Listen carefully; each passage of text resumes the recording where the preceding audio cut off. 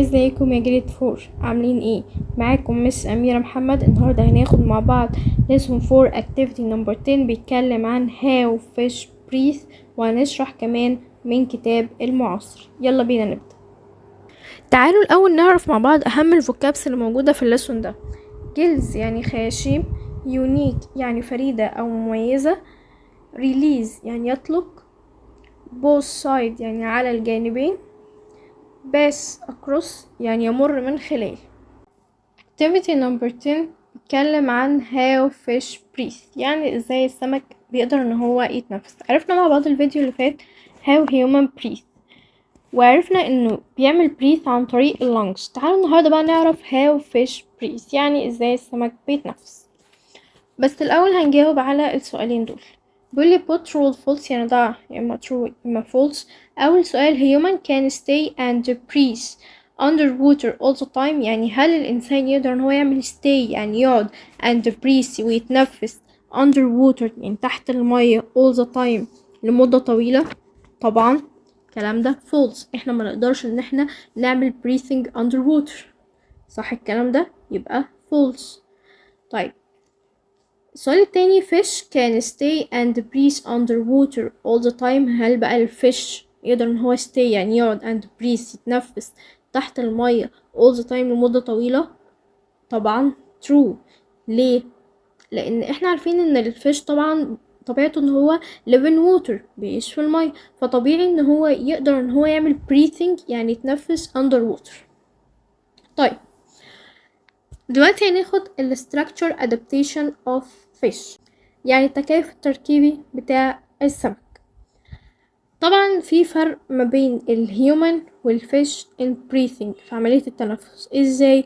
الهيومن بيعمل breathe by lungs عن طريق الرئتين. طب الفيش بقى ما بيعرفش يعمل by lungs، انما بيعمل ازاي؟ by gills. يعني ايه gills يا مس؟ يعني خياشيم. يبقى بيقولي unlike human يعني على عكس الإنسان، الفيش don't breathe using lungs، يعني الفيش ما يقدرش ان هو يعمل breathe يتنفس عن طريق اللنجز. طب بيعمل breathing عن طريق ايه؟ عن طريق حاجة اسمها الجلز. يعني ايه جلز يا مس؟ يعني خياشيم بيقدر ان هو يتنفس بيها، دي بدل اللنجز عندنا. طيب ايه الجلز دي؟ الجلز دي تعتبر unique structure adaptation، يعني تركيب مميز وخاص بالفيش. بتعمل ايه؟ allow fish بتسمح للسمك ان هو live and breathe underwater، دي اللي بتساعد الفيش ان هو يعمل breathe underwater يتنفس تحت المية. طيب الجلس دي موجودة فين يا مس؟ موجودة on both side of fish head، يعني على الجنبين بتوع راس السمكة. ازاي يا مس؟ مش انا عارفة ان اي فيش بيبقى فيه لها جنبين، صح؟ بس في الاول الفيش خالص بيبقى فيه راس، هي بقى موجودة في الهيد بتاعة الفيش، موجودة على الجنبين، يعني في واحدة على الجنب ده وفي واحدة على الجنب ده، يبقى on both side يعني على الجنبين بتاع راس السمكة. والصورة دي بتوضح لكم شكل الجلز بالظبط فين موجودة on both side of head. طب يا مس how fish breathe، ازاي بقى السمك بيقدر ان هو يعمل breathe underwater؟ تعالوا مع بعض نعرف ازاي.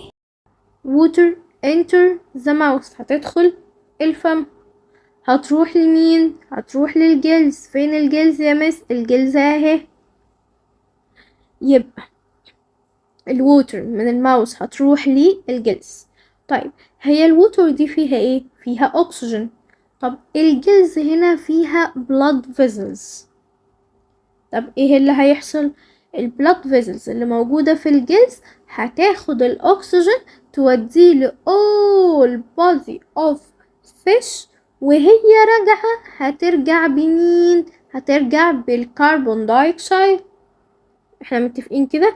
احنا اتفقنا الموضوع ده برضو بيحصل شبهه في الهيومن، ان كان اللانجز بتاخد الاير وتاخد منه الاكسجين توديه ل all body parts، وهي راجعة ترجع معاها مين؟ الكربون دايوكسيد عشان تخرجه بره اهو ده برضو اللي بيحصل في الفيش، ان الووتر تدخل عن طريق الماوس بتروح للجلز، الجلز فيها blood vessels، blood vessels دي بتاخد الاكسجين من الووتر توديه ل all body of fish، وهي راجعة تجيب معاها مين؟ كربون دايوكسيد، وبتعمله ريليز يعني بتخرجه بره وبتطرده. يبقى نشوف الكلام ده.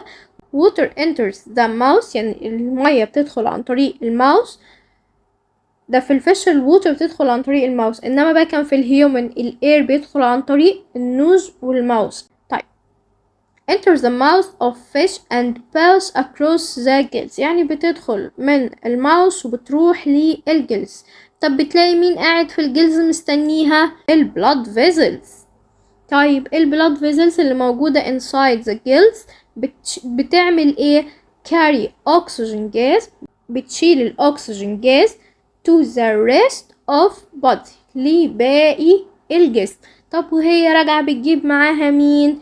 بتجيب معاها الكربون دايوكسيد وبتعمله release كربون دايوكسيد جاز، بتخرجوا بره وبتطردوا بره. طيب مش الفيش دي breathe بتتنفس الووتر والووتر ده فيه اكسجين، يبقى هي الفيش دي بتكون محتاجة الووتر يبقى كلين ووتر، صح؟ مية نظيفة عشان ما يحصلهاش تلوث وداي وتموت. واحنا كمان مش بنتنفس بناخد الاير اللي موجود في اللي حوالينا وبناخد منه الاكسجين، يبقى احنا كمان محتاجين ان يكون عندنا كلين اير يعني هوا نظيف. بيقولي هنا الفيش need clean water to survive، السمك بيحتاج مية نظيفة عشان يقدر يبقى على قيد الحياة ويعيش. طبعا الكلام ده صح. واحنا كمان and we need to breathe clean air to stay healthy يعني احنا كمان بنحتاج clean air، فعشان كده لازم نخلي الووتر بتاعتنا clean والاير اللي حوالينا نظيف. وهنعرف ازاي نخلي الحاجات دي نظيفة وكويسة بس المرة الجاية. واتمنى ان انتوا تكونوا فهمتوا، وان شاء الله نشوفكم في فيديو جديد، والسلام عليكم ورحمة الله وبركاته.